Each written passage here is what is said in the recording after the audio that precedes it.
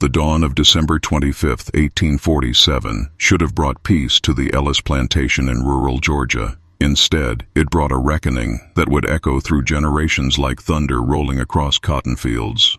5 brothers, masters of a 1,000-acre empire built on human misery, lay dismembered in their beds, their blood painting Christmas morning crimson. The instrument of their destruction was not some vengeful spirit or divine retribution, but the calloused hands of a field slave named Solomon, a man whose very existence had been carved hollow by their cruelties until only justice remained. While church bells rang across the county and families gathered around hearths heavy with the scent of roasting meat, the Ellis mansion stood silent as a tomb. The same hands that had picked their cotton, built their wealth, and endured their whips had become the architects of their doom. Solomon didn't flee into the winter woods like a common criminal. He sat on the front porch, tools still wet with the morning's work, waiting for the world to discover what memory and rage could birth when they finally found their voice. This is not just a story of revenge, it is a story of remembrance, of how the human spirit, when pushed beyond all breaking points, transforms into something both terrible and magnificent. Before we continue with the video, drop a comment telling us where you're from and what time it is over there, and don't forget to subscribe to the channel. The contrast between the worlds that existed on the Ellis plantation was as stark as the difference between heaven and hell. In the big house, crystal chandeliers cast warm light on mahogany tables groaning beneath the weight of Christmas feasts. Laughter spilled from windows like wine from overturned goblets, mixing with the aroma of honey-glazed ham and sweet potato pudding. The Ellis brothers had gathered for their annual celebration, their bellies full of food seasoned with the suffering of others, their voices raised in songs of joy while just beyond their sight, in the slave quarters, another kind of music played. In those cramped wooden structures that housed human property like livestock, the air hung thick with the smell of unwashed bodies and unfed hunger. Children pressed against their mothers' sides, listening to whispered prayers that begged for warmth, for mercy, for freedom that felt as distant as the stars. The cold December wind found every crack in the walls, carrying with it the sound of merriment from the main house, a cruel reminder of the feast they would never taste, the warmth they would never know. But on this particular Christmas Eve, something else moved through the quarters like a ghost with purpose. Solomon walked between the cabins, his footsteps deliberate and measured, his eyes reflecting not the defeated resignation that had marked his face for so many years, but something harder, sharper, the glint of metal being sharpened for use. The other slaves watched him with a mixture of fear and fascination, sensing that the man they had known was transforming into something else entirely, something that carried the weight of every lash, every broken promise, every stolen child in his shoulders that had grown broader with each passing season of suffering. The shadows seemed to bend toward him as he moved, as if the very darkness recognized a kindred spirit. Tonight, the plantation would learn that even the most carefully tended gardens of oppression could sprout seeds of retribution when watered with enough blood and tears. Solomon had not always been a weapon waiting to be unsheathed. Born in the coastal rice fields of South Carolina, he had entered the world with gifts that should have been blessings, hands that could coax healing from herbs, eyes that could read the language of growing things, a mind that absorbed knowledge like parched earth drinking rain. His grandmother, a woman whose African name had been stolen but whose spirit remained unbroken, had whispered to him the secrets of roots and remedies, teaching him that every plant held within it the power to heal or to harm, depending on the intention of the one who wielded it. When Solomon was 12, traders came for his mother. He watched from behind a barn as they loaded her onto a wagon with other human cargo, her eyes searching desperately for his face one last time. She had mouthed the words, "Remember me," before the wagon disappeared into the morning mist, taking with it the last softness in his world. His father had been sold years earlier to pay a gambling debt, leaving Solomon with only the echo of a deep voice that used to sing him to sleep with songs about a homeland across the ocean where their people had once been kings and queens. The Ellis brothers purchased him at 16, drawn by his reputation as someone who could work miracles with sick livestock and dying crops. What they didn't know was that the same knowledge that could save could also destroy, that the boy who could heal a fevered calf with the right combination of roots could just as easily craft something more permanent from the wrong ones. They saw his value in the field, his broad back that could carry twice its weight, his steady hands that never trembled even under the overseer's whip. They never saw the way he watched them, learning their patterns, memorizing their weaknesses, storing away every cruelty like ammunition for a war they didn't know was coming. Over the years, Solomon witnessed horrors that would have broken lesser men. He had seen Sarah, barely 14, dragged from her mother's arms to warm Jasper Ellis's bed. He had watched Thomas Ellis tie young Marcus to a whipping post for the crime of learning to read, the boy's back opening like a flower blooming red.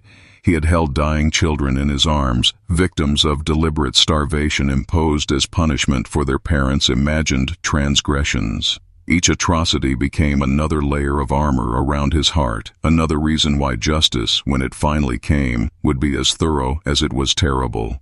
The plantation had taught him patience, but it had also taught him opportunity. He learned that power, no matter how absolute it appeared, always had cracks.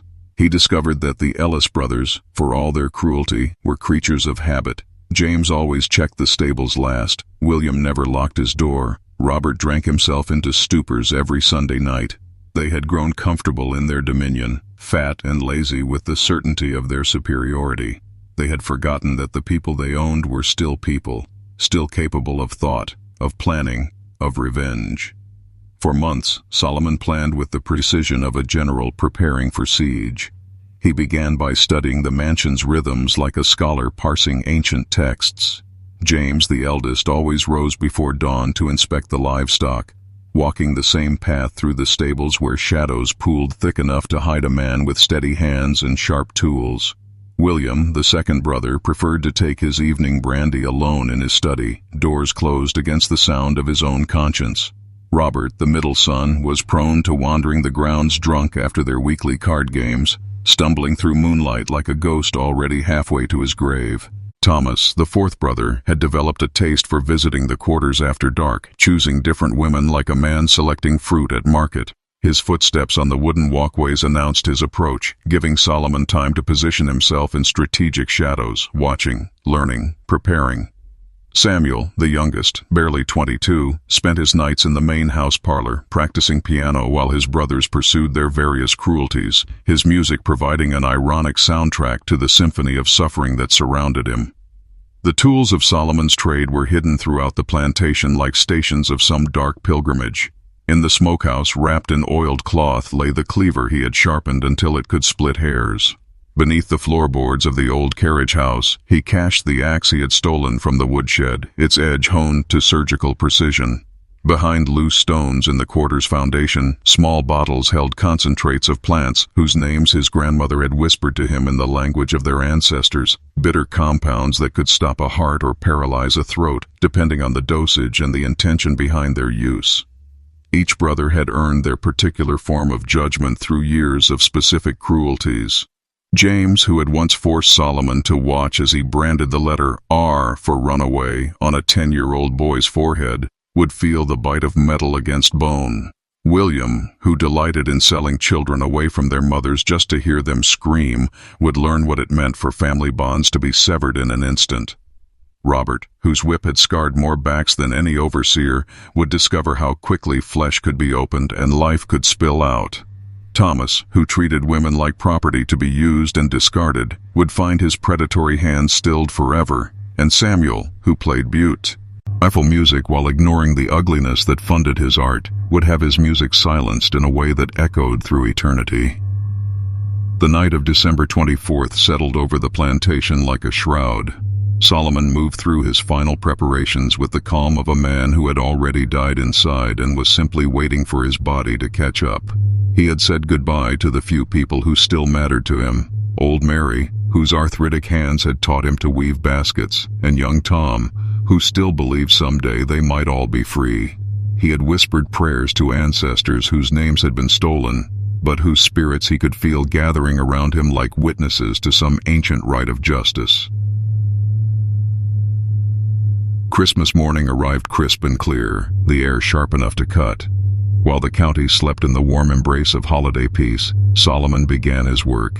He moved through the mansion like death itself, his footsteps silent on carpets bought with the price of human flesh. his breathing steady as the rhythm of cotton being picked under a merciless sun. The house that had been built on suffering would finally know what suffering truly meant.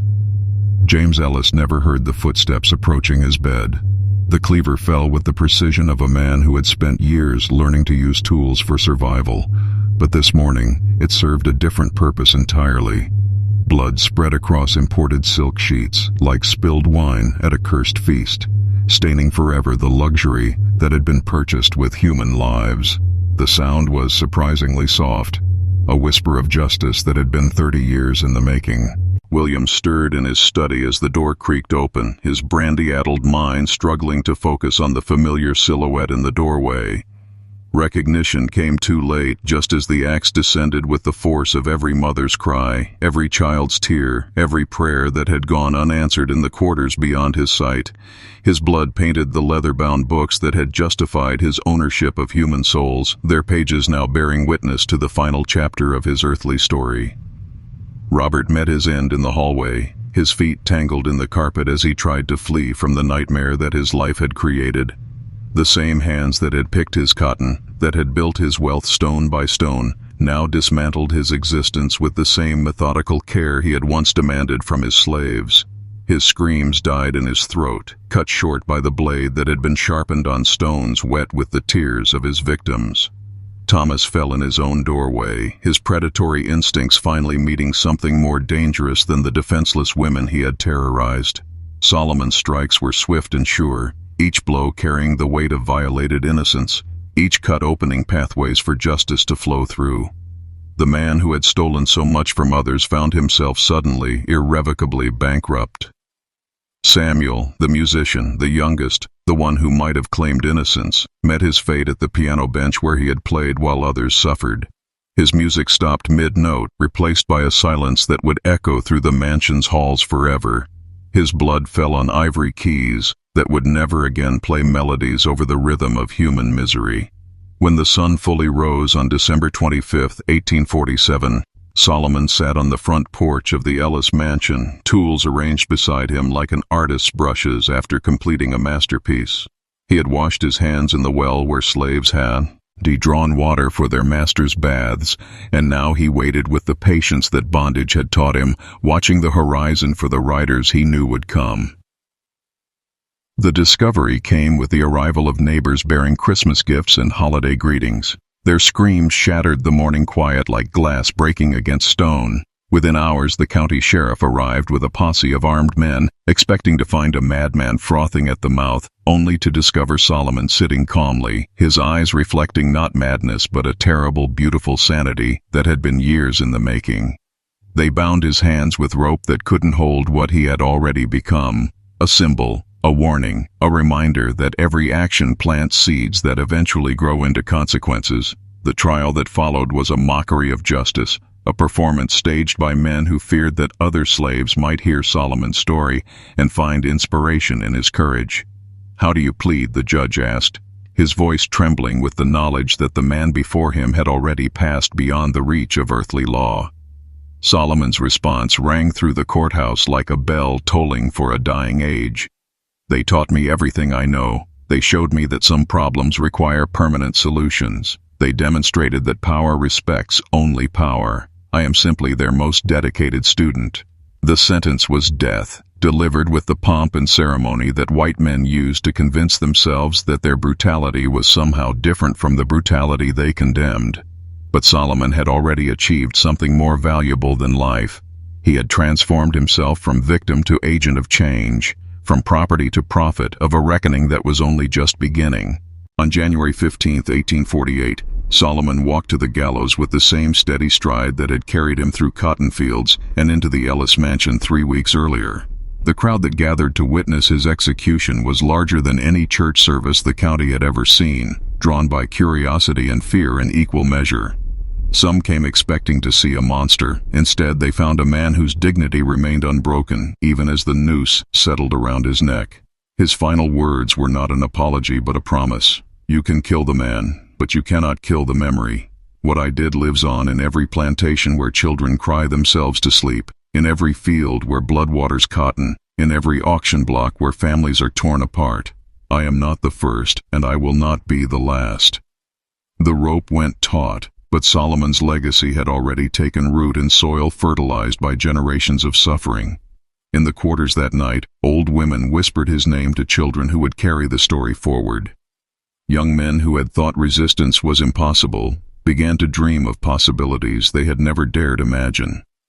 The Ellis plantation, with its blood-stained mansion and ghost-haunted grounds, became a monument to the truth that oppression always plants the seeds of its own destruction.